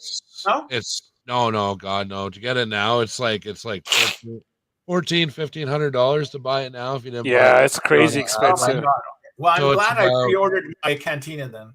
And it's nine rolls of filament at $25 a piece. Okay, so yeah, it's just that the hours, the time that it takes you to Like I'm like probably like a third of the way through it. And I've been working on it for like almost a year. Okay, if you go back, we skipped a picture. I didn't have time. Yeah, that was we decided because it was the 10th anniversary since the first convention, we said we'll do a return to Tatooine. Oh, okay. And if you want a funny story of this, if we have time, I decided to talk to Mary at Lucasfilm because before Disney bought, the actors would roam around the convention floor, right? And they'd look at all the come visit and stuff. And the one actor, Anthony Daniels, who plays C-3PO, I don't have to tell you that. I knew you were gonna say. I knew you were gonna say Anthony Daniels for some reason. So he was the only actor who every convention he would come see what we were up to, and every convention. In the final diorama, there's a little Easter egg. There's a piece that he made and put there. Nice. That was him. And he was always saying to me, like, it's so cool how the rest of the convention, like 99% of the convention is people selling things, merch booths, autograph selling, buy this, buy that. And we were the only one that was free, that people didn't have to pay, and that we were motivating the kids, to come build stuff and whatever. So I did a ask of him through Mary, and I said, do you think that Anthony would be open to recording some messages as C-3PO? And they said yes. And I was just blown away. So I had written a couple of lines like, welcome to the diorama builders. It's so nice to see you again, Master Frank. Or to be careful, the odds of burning yourself with the hot glue gun is 1 million against, whatever. I had him do like this. And it was amazing. So I was like, I brought my little laptop, and then I had him record all the lines that I had done and whatever. And so then we were at the booth, and my friend John, who worked at LucasArts, through the video game files, he was able to find like the soundtrack, use the soundtrack of the ambient Tatooine noises, right, and whatever. And so we had that, and then we had C-3PO talking every 5 minutes or 6 minutes or something. And the whole weekend, I heard people saying like, that doesn't even sound like him. And they're going like, oh, they got a real bad sound alike. Oh no! So no one knew that it was the real Anthony Daniels that's crazy. That was saying the thing. So that was a really, Well, they know now. It was special for me to for him to accept to do that, and it was a great memory for that. This was our first time. This is huge. This was our first time without Hasbro, and because the one before I think was the Bespin. Right. We just lost Rad. Oh, he'll come back. Yeah. If I'm talking too much, let me know. I know.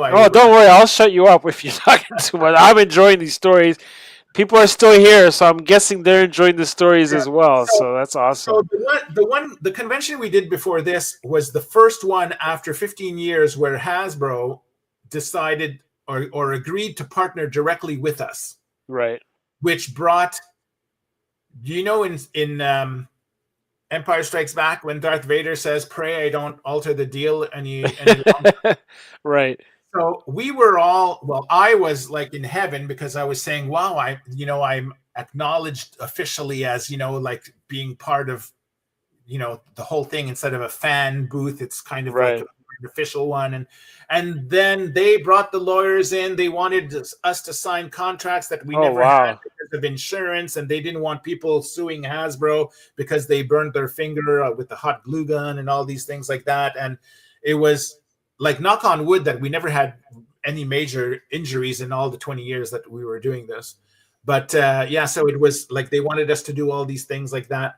And in the end, they didn't realize, because they never really followed me, apart from Daryl donating the figures and stuff like that. They didn't realize that day one of the convention, like the convention is the people, the kids building the stuff. It's like if you're making a cake, you know, like you have to prepare all the ingredients, and the cake, you'll see it on Sunday after it's baked. You know, you're not going to see what the cake looks like when you're cracking the egg. And Hasbro would come see me and say, where's the pieces? Where's the thing? Because in their booth, we had the finished diorama being built. So when they would finish a piece on our side of the construction zone, we'd walk it to the Hasbro side. And then they were like, where's the pieces? Our booth is empty. Our booth is empty. I'm going like, well, it has to be built, you know, that. And so they didn't quite understand that at first. And then we were never asked back. And that was kind of like the end of the relationship with them. It kind of soured the thing. But then, so here's this is the write up. This is the official program, and this was a surprise that Mary did for me, and it was the first time that we had a full page mention as part of the celebrations. That's awesome, and that's my core crew there that was with me. So I was like, you know, the geek side of me when I saw that was like just flipping out. It was like, of course, how could you not? You know. And then this was the Scarif build. This was the last one. But just a quick note with the Death Star that you mentioned, that you showed before, that was our first and only time that we partnered with Hot Wheels. And that orange track was a Hot Wheel track. We had a 6-lane race. They had Hot Wheel cars made of Star Wars cars. And the people all built the tiles that went around the surface, like the ILM model. Yeah. But the kids, the races and all that, it was amazing. And Hasbro, not Hasbro, but Hot Wheels, giving us that with Mattel there. It was such a cool partnership, and it was really awesome. Amazing. And then this is the last convention that I was associated with. So this is the one in 2019, right? Yes. So this was before COVID, and this was the Scarif. It was just after Rogue One was released, and then this was the first time we worked with FFG figures, which was the small 1-inch figures there. And so everyone built the tile, and then built an element, a palm tree, all the different things like that. And it was a lot of fun, but it was a lot of stress also, because they gave us so much space that in order to fill everything in the 2 days that we had was just like crazy. But wow. So this is crazy how huge this is, though. Oh, this was like 60 feet wide by 100 feet or 120. Well, yeah, because I can see just the guys, the people standing on the end there, just the scale of it alone is massive. Yeah, it was huge, huge, huge. And you can't see in the photo, but on the right of the water there, we had a 8-foot Scarif tower.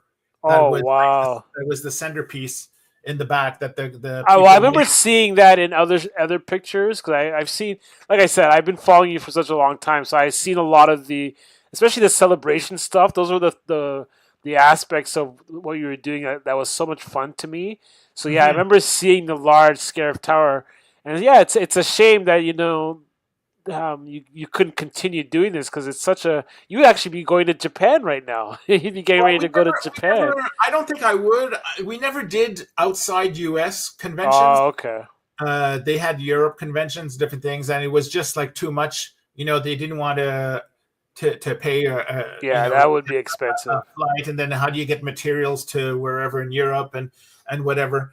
And so I was lucky enough to work on every single US convention celebration. That's awesome.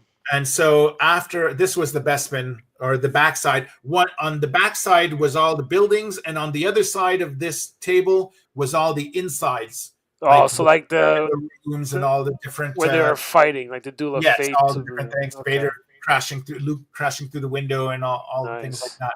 So that was a lot of fun. So, but again, not to sound like I I don't want to say crybaby is not the right word, but it's like before Disney, it was a whole different Oh thing. yeah, we already know what Disney did to the whole thing. And then after Disney, it became a lot more about money. How can Yeah, we which make is a money? shame. All these things like that. And so I never expected to be 20 years there, to be honest. And then for the last one that they did, I just said like I can't. I had like my aunt had just passed away, and I couldn't make it anyway. And so I asked my team, the head of Jamie and Alyssa, who were with me for 15 years or so. I said, if you guys want to take over, go for it, because I can't come. So they did that, and then when it was supposed to happen, there was the COVID, and then it was pushed from 2020, I think, to was it 21 or 22 that they had the last one? I think it was 22. And so so I missed out on that. This was me very young. So this is part of like your whole dream sequence. So this is this is when you weren't actually working for them yet, right? No, this is during my first contract. So this is in front of the famous Yoda statue. These are some of my friends. The Doug on my right, who is on the left, right below Yoda. Doug was our supervisor when the movie I worked on just before this was 300. And, I have the poster for that. He was the supervisor on that film. We were doing the work in Montreal. And we became friends, and then he knew I wanted to go work at ILM, so he went to work. So he was the one who got you the push. Okay. And it showed me, because I had gone to interviews for like 4 or 5 years before, every year, and like you would always say, "Oh, it's great what you do. Get a bit more experience. Get a bit more experience." And then that's when I learned that it's all about contacts. Like exactly, yeah, it's always about who you know. If you know the person, you get in, and then you're in. That's the business. You got to see stuff that people never get to see. This is awesome. Oh, it was, working there, it was just insane. We were talking a little bit before where we were saying that you have your childhood that you grew up with, right.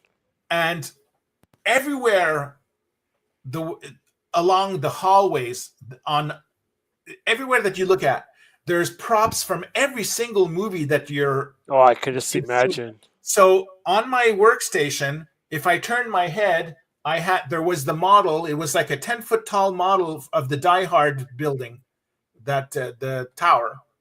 And when I looked on the left, there was the life-size rubber Roger Rabbit that they used. Wow. Stuff like that. And then there was E.T., there was all kinds of stuff everywhere. There was one guy, this is the dream office. This one guy, he had a private office, kind of like so big. And suspended on wires above his desk was the ILM model of the Enterprise from. Oh, and it was like 20 feet long, this thing. It was just like unbelievable. Yeah, that thing was massive. You're just seeing your whole, the dinosaurs from Jurassic Park, all kinds of things. It's just insane the way that. That's nuts. You see your childhood flashing in front of you and stuff like that. But and you can if you know someone there, you can go on. They have like Friday family things where you can actually bring people over to have lunch with you at the cafeteria. And the thing that's cool about, well, it might have changed between now and then, but it's like you could go into. It happened to me where I went into the elevator once, and George Lucas was in the elevator with me, and he said, "What?" Yeah, and he said, "How are you today?" I said, "Fine." My gosh, you met George Lucas. It's just normal. It's just like normal people. Your brain has to say, "Okay, don't geek out. Don't geek out. You're a professional working at the company. Like you don't want to be looking like a idiot." And then one weekend, they were just finishing. They were preparing the 4th Indiana Jones movie. Right. The cafeteria at the Lucasfilm at ILM, it's the size of a mall. Holy cow. Food court. So you can go in, you pay, but it was reasonable prices. But if you wanted a pizza, there was a pizza stand. If you wanted steak, there was a steak. If you wanted salad, you could get salad. And so like it was, you pick your things. And then in the cafeteria was this huge things with hundreds of tables. And one day we went to lunch and I looked to my side and there was don't say George it. Lucas, Spielberg, and Harrison Ford. Oh no! They were taking a break, I guess, from planning the Indiana Jones, the fourth one. What was it with the monkeys? Crystal Skull. Yes, and so that was funny. It was like you could just like see people like normal people around. No one was like, okay, don't look there or don't look at them if you see them, or you just act normal. You have to pretend like you're not gushing like a regular fan. In your brain, you are. But you have to keep calm. But physically, you just have to. Oh, hello, yeah. So here are some of the movies you worked on, like you mentioned, 300. Yeah, 300. And then Fantastic Four. Now, before we go on to the other ones, I just wanted to show this really quick. This is what you did for Fantastic Four. Oh, the little clip I sent you? That's insane. Like, I initially had the whole clip and not just that one part. But that's crazy. That was one of the that took so long. It took like, I don't remember how many weeks just to do that. It's crazy how that is, right? It was in the trailer and it was the things. And that was the first, I was lucky for that shot because someone else had started it and then they had to go on vacation and then they needed it for the trailer. So they said, Frank, can you finish it? And so then I had modified it so much that they let me keep it instead of giving it back to the person when they came back from vacation. That's awesome. But the Fantastic Four was the first film that I worked on that had like tie-ins, like with like action figures and cereal boxes and all the things that you used to kind of see, like as a kid and stuff like that. So that was the exciting part for me. And my friends make fun of me because, they say that the movie sucked, and I said I liked the movie. So I actually liked the movie. I don't know what they're talking about. I actually like those series of movies. I thought it was okay. Maybe I've seen worse. So actually, I've seen the one that they made in the 1990s that never made it to theaters. That one was horrible. That was horrible. But I actually liked the one with Jessica Alba. I actually liked those stories. They were pretty good. I thought it was well done. It wasn't total crap. It wasn't perfect, but it was still good. Origin story. It was fun. I enjoyed it. And then apart from Transformers and Terminator, which are the movies I worked at ILM, The Edge of Tomorrow. That's one of my favorite That's like one of my top 10 movies. Oh, it's me too. It's like I've watched it. Well, obviously I worked on it, so you see it, the sequence that. I've watched it so many times. But the thing that was cool about that is that Montreal got subsidies from the government. So all of the England companies that worked on Harry Potter and different things like that, they all opened studios in Montreal. Because at first, when I went to work at ILM the first time, if you wanted to work on big movies, Hollywood movies, you had to go to Hollywood. You couldn't work at that at home. Then things changed, and so I was fortunate enough to be hired and be able to work at home, and I had my apartment. That's where I grew up in Montreal. So it's like I was able to go from work, take the subway, and then go home to my apartment. You mean the metro? The metro, yes. And, I'm originally from Montreal too, so I know. But this movie was just amazing. Usually Tom Cruise, sometimes he annoys me. It's a hit or miss with him sometimes. But it was so good. I love Emily in it, and it's like it was just cool. So well done. And we worked on the whole sequence at the end. Like when that was crazy. At Paris at his last flashback there, before he gets to. So when he loses the power and they have to go to the Louvre. Yep. So that's the sequence that we worked on. That's nuts. The last 10-15 minutes, but that was really cool. And then Alien Covenant, that was the last movie that I worked on before I retired. And I said, I'm done. I'm done 80-hour weeks and all these things. Yeah, that's the thing. You put in so much time. But hey, but look at the stories you get to have now. That's something they can never take away. It's good memories. It's things that stay with you, for I have no regrets. I have like a lot of, so many fun things. I have even more stories I could tell, but we'll have you back, man. We'll do this again. It's just a lot of fun. I feel very fortunate for the whole thing, and now I get to in my retirement days, I get to have fun and play with my dioramas and share that with the people, and then have, being able to have fans build with my instructions and stuff like that, which is really rewarding. Well, yeah, one of the people that was in the chat, goes by Lord of Thane. He was saying that he used a lot of your decals to build one of his sets.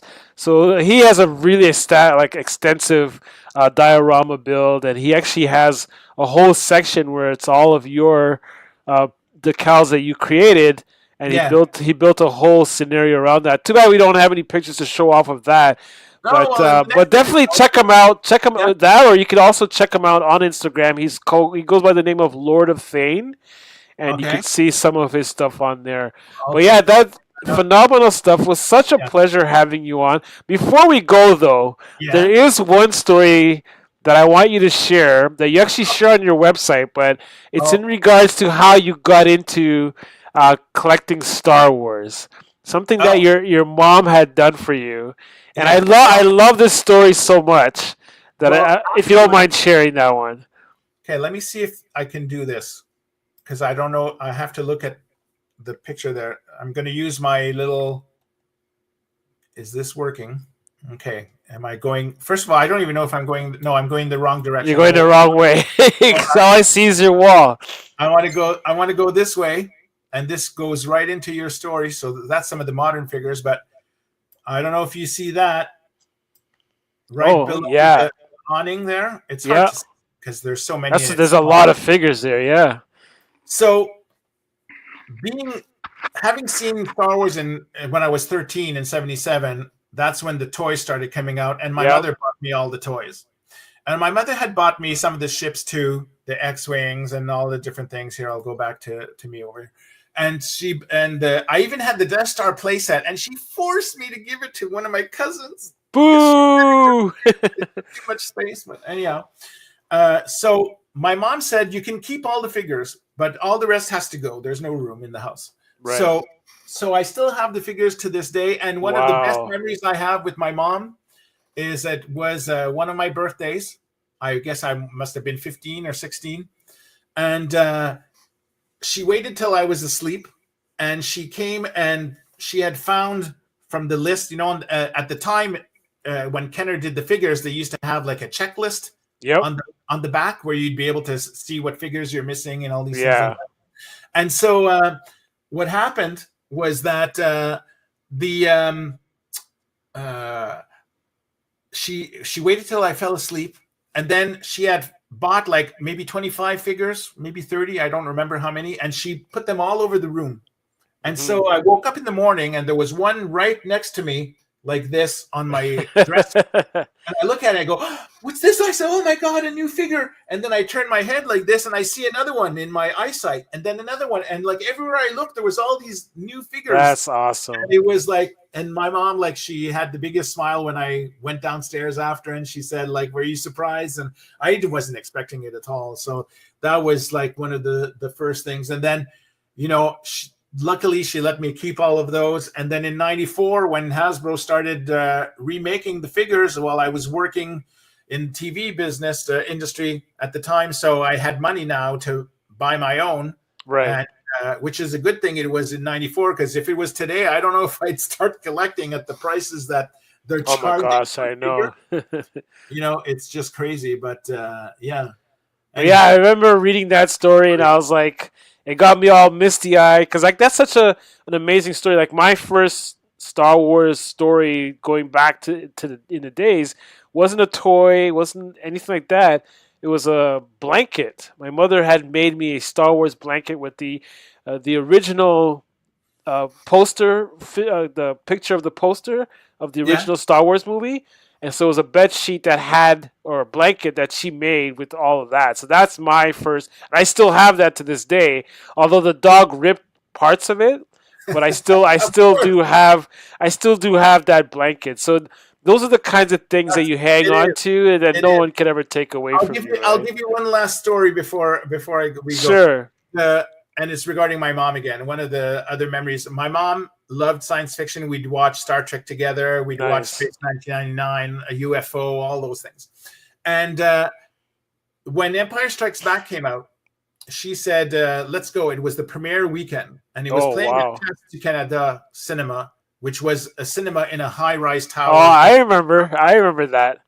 So I asked my friend Natalie, who was my friend across the street. I said, "Do you want to go see Empire Strikes Back?" She goes, "Yes." So we go, me, my mother, and Natalie. We go there, and of course, back then, no online tickets, nothing. You have to run to the theater, and if the show was at 5, you had to go at 1 o'clock to get the tickets, because if you went at 3, you weren't getting it. So we went really early, and then we get to the thing, the elevators open or whatever from the metro and all that, and then I'm like, there's no lineup. I said, we're so lucky there's no lineup. So my mother, she buys the tickets, and then we're ready to go in, and then they go, no. They go, you have to go wait in the lineup through the elevator on the roof. Oh, wow. I said, what? And so then we go in the elevator opens up on the roof, hundreds of people. I think we were like the last ones there. I'm going, oh my God. You just made it. We're going to get such bad seats because we're in the back of the pack and all these things. And on top of it, it was raining. So now we had to stand in the rain on the roof of this high rise. But we were going to go see Empire Strikes Back. So that was good. So then we ended up going. And that's what I remember from that. That's awesome. The premiere and stuff like that. But I feel that we're, I don't know, movies, that's a subject for another time. But I find that the magic of movies that it's not the same. Kids is not what it used to be. And my first experience with Star Wars, the first time I actually saw a Star Wars movie in the theaters, was Return of the Jedi. That's I was of age for that, right? Yeah. I got to see that by myself, and the way that I managed to do that is my mom and I went downtown together, and we went to Bonaventure, and she went to go see a different movie and let me go in to go see Return of the Jedi by myself. Yeah. So I felt like a big kid now. I was like, how old was I? Maybe around 10, around 10 or so when I saw that. And I was like, I felt like a big kid now, because like I went into a theater by myself. People could never do that now. Nowadays, a kid could never go into a movie by himself. For the first, they want to watch it on their phone, or last longer than 10 minutes. And I have we're lucky to have. We bought the house because of the cinema screen. We have like a 20-foot projector screen and stuff. And I have cousins sometimes that come and watch things, and they'll hear a ping and they're right away on their phone, and they're not even paying attention to the movie and whatever. But we were lucky that we didn't have reboots and all that. Also, we grew up where every summer if it wasn't Star Trek, it was Alien, then Poltergeist, then then Blade Runner, and then Wrath of Khan, and all these everything was just so. We had the originals. It was so cool. Anyways, it's just not like that now. But hey, what can you do? No. So I want to thank you for inviting me and doing Thank you for all your amazing stories. It was a lot of fun. And for those of you guys watching the replay, leave us a comment on what was your first Star Wars experience. As you saw on the screen just a moment ago, you saw Bjorn. His first experience was being sat in front of the TV to watch the Star Wars movie. So that's awesome to hear. So those are the kind of things we want to hear about. So comment about that in the comments if you're watching the replay. And thank you. Exactly. And thank you all so much for those of you that stuck around till the very end. We went a whole hour over our normal time, but it was well worth it. It was so much fun. Frank, thank you so much for all the amazing stories. Keep doing what you're doing. We definitely appreciate that. We appreciate you.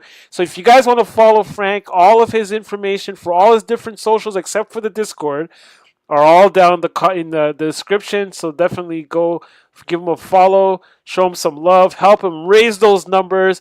Hey, and if you can, join Patreon as well. Yes, I'm 100 people away from reaching 8,000 subscriptions. Come on, let's do it. Let's do it. Yeah, we can do it. We can do it. Exactly. For the summer. Anyway, thanks again. It was a lot of fun. And thank you so much. I'll keep checking out your streams, and awesome. And then next week, we have Chris Sizemore. Thank you so much for sticking around for the whole show. We appreciate that, Chris. And he's going to be on next week. So that next week's our 80s cartoon based themes for next week because Chris does some amazing customs based on a lot of the older 80s and 70s cartoons. So you're going to see some of those awesome custom figures next week. And until then, take care, pirates. Ciao.